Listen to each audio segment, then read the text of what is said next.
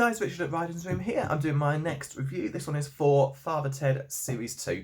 Having rewatched these recently, thought it was time to get a review done. Plus, unlike before, I've actually not watched any more Series 3, so this can actually be much more fresh and up to date. So like before, Series 1's already been done. I'll probably mention that one, but other than this, Series 1 was good, very funny, but half of the show I probably wouldn't go back to that much.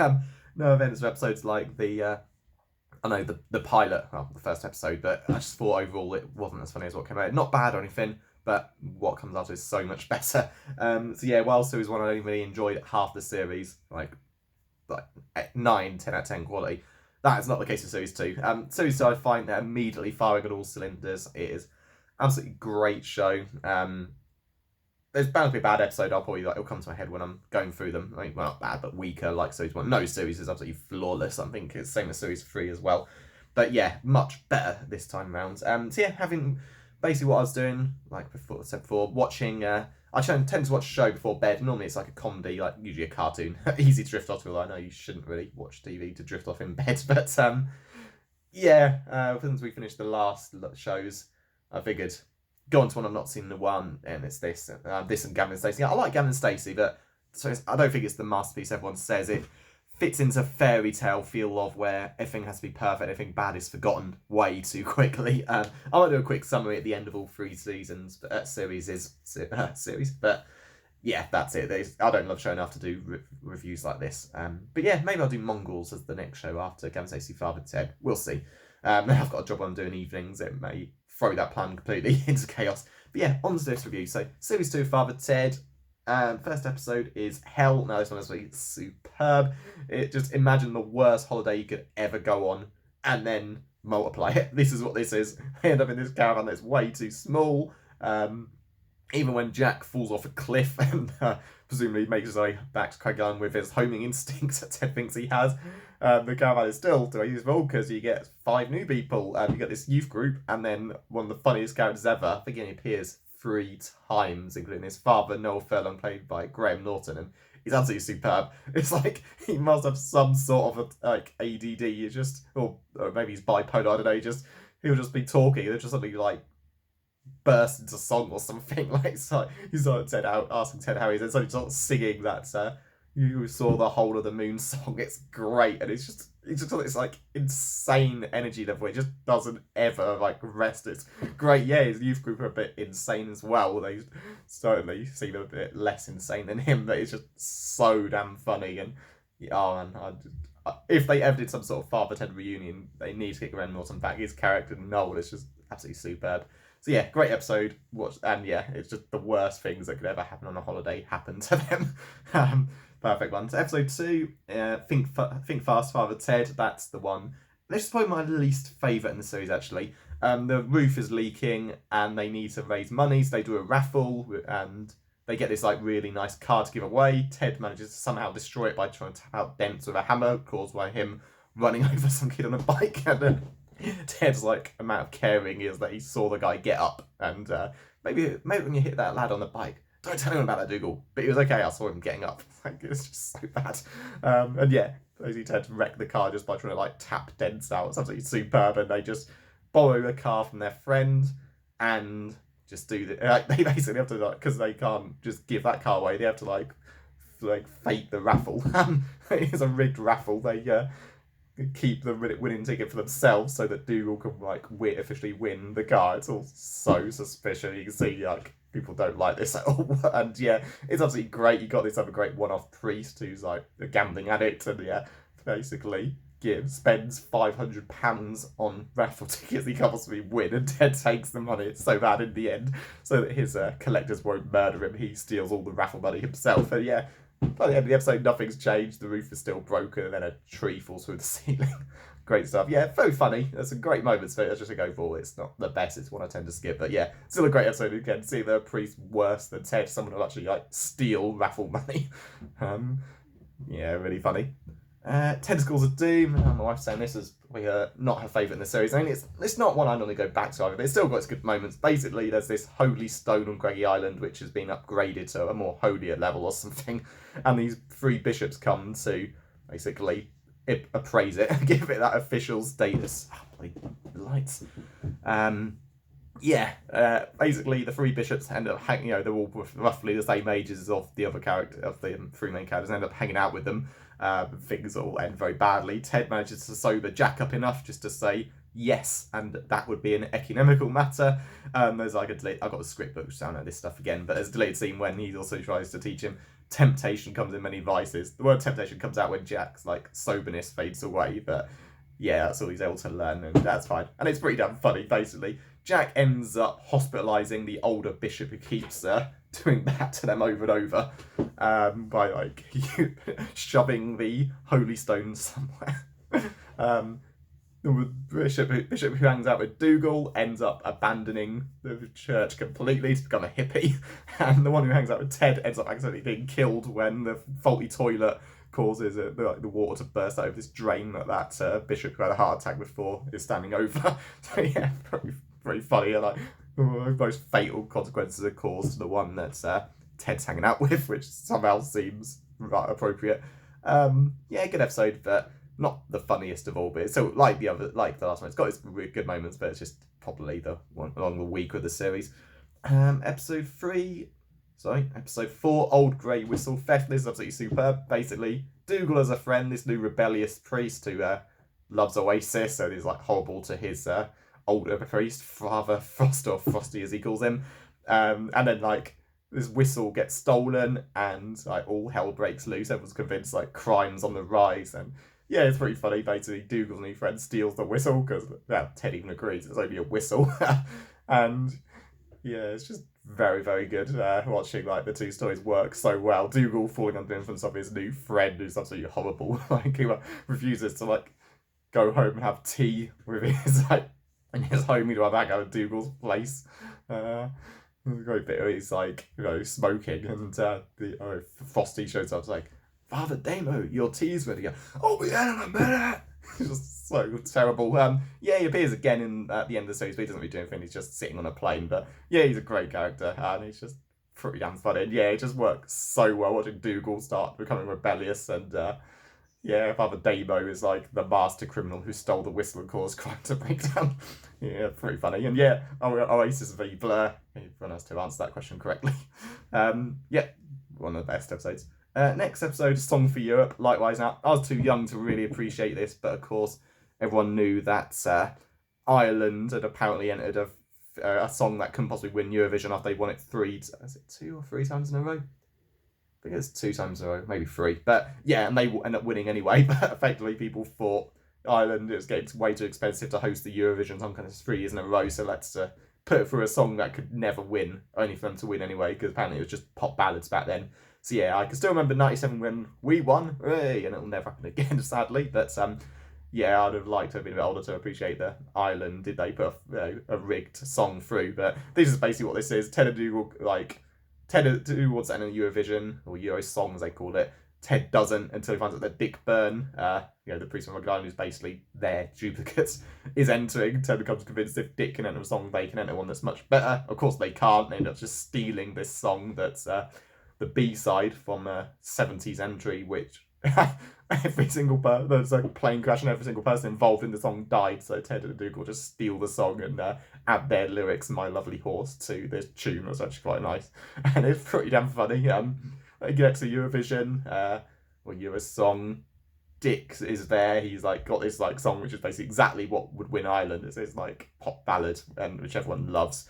And then, unfortunately, Ted finds out that the song that they ripped off is actually more famous than they think, and they had to go with Plan B, which is just, My lovely horse running through the field, where are you going with your fetlocks blowing in the wind? It's just like that for like less than a minute, or Ted playing like guitar for as few chords as possible. Even when he tries to change at the end, he can do it, but wait, I can get this.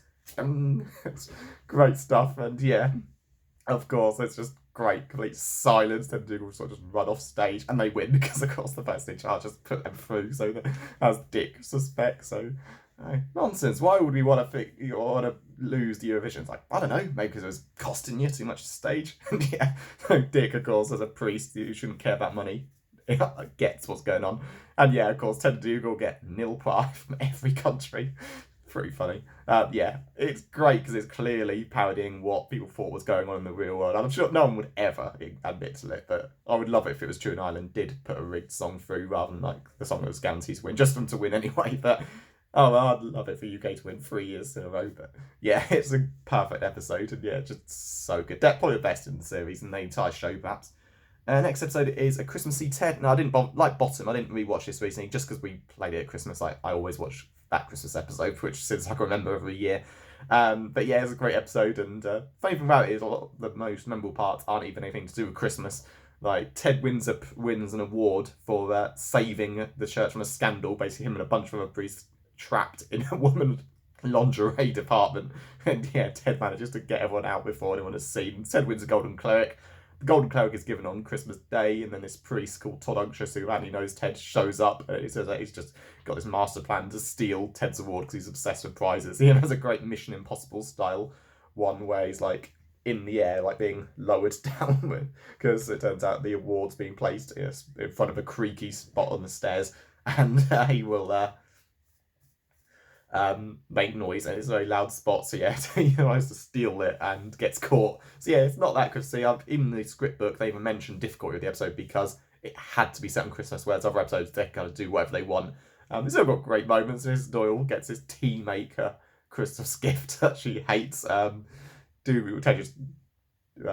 just gets a bottle of whiskey with some tinsel wrapped around it. It's so bad how grateful Jack is. Give me my present. Fuck off. Yeah, good episode. Not the funniest like Christmas special of all the shows, but there's a lot to choose from. Very, very enjoyable. And yeah, it's also a slightly long one as well. But yeah, I see what you mean. It's like the best parts aren't even anything that's got anything to do with Christmas. Like the advent calendar, 3 lads pointing at stars, got nothing to do with Christmas, according to Dougal. So yeah, really good episode, but I didn't bother watching it recently. It didn't seem worth it. Next episode is The Plague. Now, this was always my favourite when I was younger. It's probably just the biggest laugh your head off. Yes, laugh your head, not laugh your ass off. Laugh your head off, funniest one. It's like the writers even say it's their Fawlty Towers type episode, all like this over the top stuff going on. Basically, Dougal gets a pet rabbit. Bishop Brennan shows up, his second visit, because Jack is naked sleepwalking. And Bishop's scared of rabbits because somehow a bunch of them tunneled into a lift with him and nibbled at his cape years ago. Great stuff. And yeah, basically you start with one rabbit, and then you got hundreds of rabbits. It's absolutely great. Like, where all these rabbits come from? Like, you start with Dougal's one rabbit, which is even like kept in like a little cage, and all these rabbits just somehow appear. They just burrow in or something. Ted thinks it's a plague because he's like, when Bishop had called him, he's like, oh, feck. He thinks he's been cursed for that. And that's just it. It's just all this mad, over-the-top stuff happening, like Bishop showing up and having to hide all the rabbits. Ted like throws her down the stairs because Dougal's put all the rabbits in Bishop Brennan's room because he's convinced it's the last place the Bishop would ever expect to find rabbits. And it says that the rabbits think that Jack is some sort of god and they just follow him around everywhere. And yeah, it just ends exactly as you expect. Middle of the night, Bishop Brennan's in his bed. Jack, in his naked sleepwalker, has found his way into the Bishop's room, and there's like rabbits all over the place. It's like Bishop Brennan's worst nightmare, and it's just hysterically funny. And yeah, it was been great. But I bet it was a nightmare having all those rabbits on set. I can imagine how horrible that would be, especially the bedroom scene. But yeah, great episode. Probably not my funniest favourite ever now, but back then when I was like 12 or something, yeah, I just could not stop laughing at that episode. I think back at age 14, 15, I actually did like a review on my old computer. God, I had to check my hard drive, see if that's there. I just loved that one. I just did that for fun. I think it probably just had a habit of coming on TV a bit more than the others as well. But yeah, can't go wrong with that episode. Bishop Brennan is always great. It's the cover Ted has to come up with. Like when he finds lettuce, he's growing it inside the house in a cage. And rabbit droppings on the floor, caviar. So Bishop has to like eat off the floor. Yeah, really, really good stuff. Next episode is Rockahula Ted. Now this is probably, I did like Think Fast, Far Ted, Technical of Doom, even though they're along the weaker like half of the series, but this has always been my least favourite one. I see this feminist shows up to Craggy Island who's like, hates sexism and like how bad the Catholic Church and male priests are and everything. And Dougal is like, believe he's got to just give women whatever they want. He just gives the house to her. And Ted has to try and get the house back. No, it's not all that much happens really. Jack is now looking like Bob Geldof and conning people out of their money to like charity money to spend at the bar. It's so bad. And there's this lovely girls competition which Ted has to judge. And the prize is that the lovely girl who wins will take him out for dinner and pay. It's good. It's still got some good moments in there, but overall it's just not that great, The woman's funny and all with her like contempt for like paedophile priests and stuff, and the way Ted just turns it into like it's a joke, If there are 100 billion priests and 10% of pedophiles, that's only 10 million. It's like, what? Good episode and all, but overall just not that much really happens. It's I suppose it's kind of like the God Created Woman episode from series 1, but it's good. It's like all the others. It's just probably like the weakest episode in the series. Probably the one I tend not to go back to have any episode. Episode 8, cigarettes and alcohol and rollerblading. This is absolutely perfect. This is like right back at the top. It's Lent, they've got to give things up. Ted has to give up, of course, this is like Father Dick Burn the others thing, like they're giving up smoking, drinking and skateboarding. So Ted and Dougal and Jack had to give up drinking, smoking and rollerblading, because Dougal's now loves rollerblading. That's his idea of a deaf sport that's more exciting than cycling. And of course they fail immediately. It's like all a scam, Dick makes this really sincere call to Ted and how they're all like brothers in Christ and they should like do their part to give up the things because it is an important time, and it's all a trick. As soon as the call finishes, Dick just smokes his lit cigarette and starts laughing evilly. So he just wants to make Ted miserable, which is just perfect because none of them particularly care about religion, but it does seem like Ted generally does at this moment, like doing the right thing. But then again, he also tells Dougal it's nothing to do with Jesus' sacrifice, it's about a giving things up competition. He doesn't want to win. It's just so great. I mean, how sacrilegious this show is. Like, Ted doesn't care about Jesus' sacrifice. It's just a giving things up competition he doesn't want to lose. And of course they all fail within one day. They bring this nun over who's a complete psycho. She's just forcing them all like ridiculous challenges, like they have to like go through these like stages of like repenting for their sins by like having given Chinese burns, dragged on the floor in a tractor. Freezing cold baths. Of course, Dougal, like series 1 mentioned when he got hit by lightning a few times, all that was balloons stuck to him. Dougal's in the freezing cold bath, it doesn't affect him. Chinese burns and bites don't work on him either. It's great stuff. And the nun who's there to basically force them to stick to their vows. She failed to give up her vow, which was not to eat chocolate, which she eats all these eggs Ted and Dougal have. So Ted gets revenge by sending her to Rugged Island to help with their friends who are struggling with their vows. And the episode ends with her beating Dick and Cyril with a big branch. It's very funny. And it's just great that Dougal's addiction is rollerblading because he seems to see it as some sort of death sport. Like, you just need more bigger thrills from life, and that's one of them. It works really well. Miss Doyle's not there because she's like got to go up this big hill without her shoes off and get chased down. It's like sort of brutal punishment for her, whatever her crimes are. Great episode, very very funny, and it's always good to see Dick Burn and his group back. Next episode is New Jack Sissy. Going by the script book, the writers aren't that fond of this one, and you can see why. Basically, Jack gets this some sort of disease where he grows all this hair over his hands, and they remove him to go to this hospital. And the bishop very much intentionally sends in a much worse person to replace Jack. He's this horrible guy. I mean, Ted Dougal seem to miss Jack. Like, they seem to think that whenever he'd shout at them or hit them, he only did it because he found it very funny. Whereas this guy is just the worst. He's violent, threatening, and he loves to play jungle music to all through the day and night, really, really loud. Apparently though, he's kind of like in Uncharted, Nate in Uncharted, the smiling psycho people call him. He's so calm, he's grinning away while threatening to put your head through the wall. It's definitely creepier that he's more cheerful rather than just shouting angrily or anything. It works better. It's a good story. Someone who's worse than Jack shows up, and Ted thinks he's worse than Hitler because Hitler would have played jungle music at 3 a.m, which is probably true.